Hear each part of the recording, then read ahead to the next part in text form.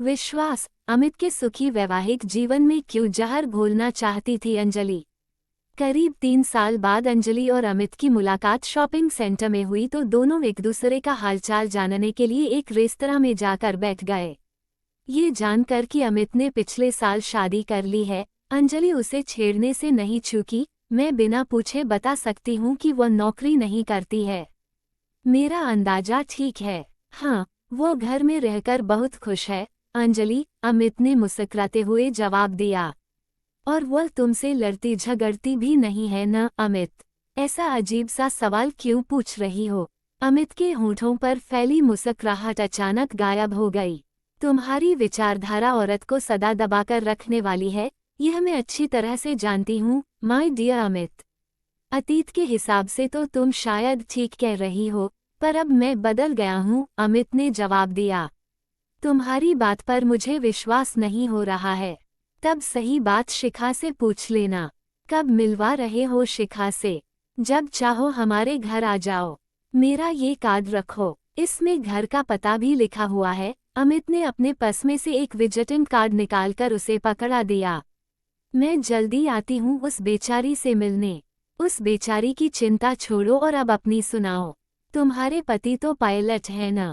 अंजलि ने उसकी टांग खींचना बंद नहीं किया तो अमित ने बातचीत का विषय बदल दिया। हाँ, ऐसे पायलट हैं जिन्हें हवाई जहाज तो अच्छी तरह से उड़ाना आता है पर घर गृहस्थी चलाने के मामले में बिल्कुल जीरो हैं। अंजलि का स्वर कड़वा हो गया। क्या तुम दोनों की ढंग से पटती नहीं है? अमित की आवाज में सहानुभूति के भाव उभरे। वे अजीब किस्म के इंसान हैं अमित। मैं पास होती हूँ तो मेरी कद्र नहीं करते। जब मैं नाराज होकर मायके चली आती हूँ तो मुझे वापस बुलाने के लिए खूब गिड़गिड़ाते हैं।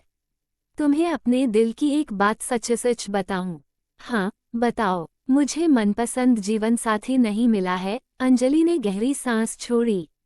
मैं तो हमेशा ही कहता था कि तुम्हें मुझसे अच्छा पति कभी नहीं मिलेगा पर तुमने तब मेरी सुनी नहीं। माहौल को हल्का करने के इरादे से अमित ने मजाक किया। मैं भी मानती हूँ कि वो गलती तो मुझसे हो गई, जवाब में अंजलि भी मुस्कुरा उठी। पर तुम्हारी गलती के कारण मेरा तो बड़ा फायदा हो गया। वह कैसे? मुझे शिखा मिल गई। वह ऐसा हीरा है जिसने मेरी जिंदगी को खुशहाल बना दिया है। तुमसे शादी हो जाती तो आपस में लड़ते झगड़ते ही जिंदगी गुजरती। अमित जोर से हंस पड़ा। अमित की हंसी में अंजलि को अपना अपमान नजर आया। उसे लगा कि शिखा की यूं तारीफ करके वो उसकी खिल्ली उड़ा रहा है। उसने मुंह बनाते हुए जवाब दिया, मैं जब शिखा से मिलूंगी तभी इस बात का पता लगेगा कि वह कितनी खुश है तुम्हारे साथ। अपने मुंह में मिट्ठू बनना तो आसान होता है। मैं इतना अच्छा पति हूँ कि मेरी तारीफ करते करते उसका गला सूख जाएगा। अमित ने ठहाका लगाया तो वह अंजलि को जहर लगने लगा। जलन और अपमान की वजह से अंजलि ज्यादा देर उसके साथ नहीं बैठी। जरूरी काम का बहाना बना उसने कॉफी पीते ही विदा ले ली। अमित जैसे गुस्सैल और शक्की इंसान के साथ कोई लड़की खुश रह ही नहीं सकती। उससे शादी न करने का मेरा फैसला गलत नहीं था। ऐसे विचारों में उलझी अंजलि से ज्यादा इंतजार नहीं हुआ और 2 दिन बाद ही उसने शिखा से उसके घर फोन कर बात की। उसने शिखा से कहा, तुम मुझे जानती नहीं हो शिखा, मैं अमित के कॉलेज की फ्रेंड अंजलि बोल रही हूँ। मुझे परसों ही बताया है अमित ने आपके बारे में। क्या आप आज हमारे यहाँ आ रही हो? शिखा का उत्साहित स्वर अंजलि को अजीब सा लगा। तुम्हारे घर तो मैं अपने पति के साथ किसी दिन आऊंगी, लेकिन आज अगर संभव हो तो तुम मेरे साथ कॉफी पीने किसी पास के रेस्तरां में आ जाओ। इस वक्त तो मेरा निकलना जरा, अंजलि ने उसे टोकते हुए कहा। मैं तुमसे कुछ ऐसी बातें करना चाहती हूँ जो तुम्हारे फायदे की साबित होंगी। तब हम मिल लेते हैं, पर अभी नहीं बल्कि शाम को। कितने बजे और कहाँ? जिस मॉल में तुम अमित से मिली थी उसकी बगल में जो आकाश रेस्टोरेंट है उसी में हम 5:15 बजे मिलते हैं। शिखा, अमित को तुम हमारी होने वाली मुलाकात के बारे में अभी कुछ नहीं बताना। बाद में बताना या न बताना तुम्हारा फैसला होगा। ओके, तो 5:15 बजे मिलते हैं, ये कहकर अंजलि ने फोन काट दिया। शाम को रेस्तरां में मुलाकात होने पर पहले कुछ देर दोनों ने एक दूसरे के बारे में हल्की फुल्की जानकारी ली, फिर अंजलि ने अपने मुद्दे पर बात शुरू कर दी। क्या तुम्हें अमित ने बताया कि वो मुझसे प्यार करता था और हम शादी करके साथ जिंदगी बिताने के सपने देखते थे? नहीं, ये तो कभी नहीं बताया। शिखा बड़े ध्यान से उसके चेहरे के हाव भाव को पढ़ रही थी। तब तो ये भी मुझे ही बताना पड़ेगा कि हमारे अलगाव का क्या कारण था। बताइए। शिखा, कॉलेज में हम दोनों सदा साथ साथ रहते थे, इसलिए हमारे बीच प्यार का रिश्ता बहुत मजबूत बना रहा। फिर मैंने ऑफिस जाना शुरू किया तो परिस्थितियां बदली और उनके साथ बदल गया अमित का व्यवहार। किस तरह का बदलाव आया उनके व्यवहार में? वो बहुत ज्यादा शक्की आदमी है। क्या तुम मेरे इस कथन से सहमत हो? ये तो तुमने बिल्कुल ठीक कहा। शिखा हौले से मुस्कुरा उठी। तब तुम समझ सकती हो कि किसी भी युवक से जरा सा खुलकर हंसने बोलने पर अमित मुझसे कितना झगड़ता होगा। तुम्हें भी उसकी इस आदत के कारण मानसिक यातनाएं झेलनी पड़ी होंगी। थोड़ी सी शुरू शुरू में शिखा की मुस्कुराहट और गहरी हो गई। और अब सब ठीक है? यानी अपने स्वाभिमान को मारकर व रात दिन के झगड़ों से तंग आकर तुमने घुट घुट कर जीना सीख लिया है? ऐसा कुछ नहीं है। हमारे बीच झगड़े नहीं होते हैं। तुम मुझसे कुछ भी छिपाओ मत, क्योंकि मैं तुम्हें अमित के हाथों प्रताड़ित होने से बचने की तरकीब बता सकती हूँ।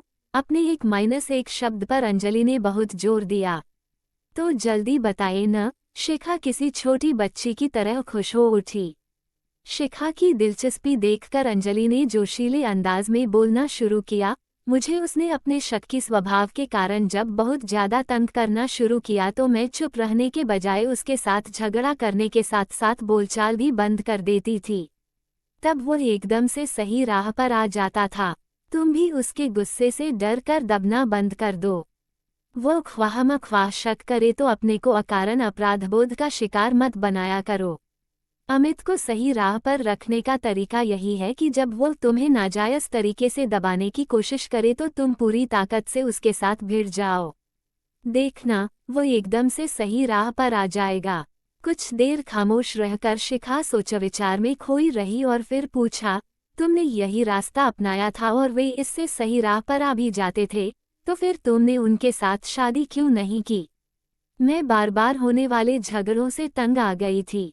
मुझे जब ये लगने लगा कि यह आदमी कभी नहीं सुधरेगा, तो मैंने हमेशा के लिए अलग होने का फैसला कर लिया था। अच्छा, ये बताओ कि क्या तुम अपनी विवाहित जिंदगी में खुश और सुखी हो? शादी के झंझटों में फंस कर कौन बहुत खुश और सुखी रह सकता है? आपके पति पायलट हैं न? हाँ, उनकी पगार 2-3 लाख रुपए तो होगी। ये सवाल क्यों पूछ रही हो? अमित अभी हर महीने 40,000 रुपए कमाने तक पहुँचे हैं। मेरे मन में यह विचार उठ रहा है कि कहीं आर्थिक कारणों ने तब तुम्हारा मन बदलने में महत्वपूर्ण भूमिका तो नहीं निभाई थी। मैं तुम्हारी सहायता करने आई हूँ, न कि अमित से शादी न करने के कारणों का खुलासा करने। अंजलि एकदम से चिढ़ उठी। लेकिन मुझे तुम्हारी किसी भी सहायता की जरूरत नहीं है। व्यक्तिगत स्वतंत्रता के नाम पर अपने जीवन साथी से झगड़ने का तुम्हारा सुझाव मुझे बिल्कुल बचकाना लगा। अमित जैसे हैं, अच्छे हैं और मैं उनके साथ बहुत खुश हूँ। शिखा ने अपने ऊपर से नियंत्रण नहीं खोया और शांत बनी रही। तुम इस झूठ के साथ जीना चाहती हो तो तुम्हारी मर्जी, अंजलि नाराज होकर बोली। शिखा ने अपने मोबाइल में समय देखा और बोली, करीब 10 मिनट बाद अमित मुझे लेने यहाँ आ जाएंगे। तब तक हम किसी और विषय पर बात करते हैं। मेरे मना करने पर भी तुमने हमारी इस मुलाकात के बारे में उसे क्यों बताया? अंजलि की आंखों में अब गुस्से के भाव नजर आ रहे थे। मैं उनसे कुछ नहीं छिपाती हूँ। आज शक्की स्वभाव वाले अमित को मुझ पर पूरा विश्वास है तो उसके पीछे मेरी उन्हें सब कुछ बता देने की इस आदत से ही। क्या तुम उसे हमारे बीच हुई बातों की भी सारी जानकारी दोगी? हाँ, पर इस ढंग से नहीं कि तुम्हारी छवि खराब हो और तुम उनकी नज़रों में गिर जाओ। Thank you. मुझे लग रहा है कि मैंने तुम्हारी सहायता करने की पहल करके शायद समझदारी नहीं दिखाई है। मैं चलती हूँ। अंजलि जाने को उठ खड़ी हुई। अमित से नहीं मिलोगी? नहीं, गुड बाय। पत्नी को पति का दिल व विश्वास जीतने के लिए अगर पति के सामने झुककर भी जीना पड़े तो इसमें कोई बुराई नहीं है। अंजलि, मुझे ये लेक्चर क्यों दे रही हो? मैं लेक्चर नहीं दे रही हूँ, पर इंसान को अपनी समझ में आई कोई भी अच्छी बात दूसरों से बांट लेनी चाहिए। अपने पति के साथ तुम हमारे घर जरूर आना। कोशिश करूंगी, रुखाई से जवाब देकर अंजलि तेज कदमों से चल पड़ी। अपनी बातों का जो असर वह शिखा पर देखना चाह रही थी, वो उसे नजर नहीं आया था। शक्की अमित को उसने कभी यही सोचकर रिजेक्ट कर दिया था कि वह अच्छा पति साबित नहीं होगा। शिखा उसके साथ शादी करके सुखी और संतुष्ट है, ये बात उसे हजम नहीं हो रही थी। उसके साथ अपनी तुलना कर रही अंजलि के मन में खीज व गुस्से के भाव पल पल बढ़ते ही जा रहे थे।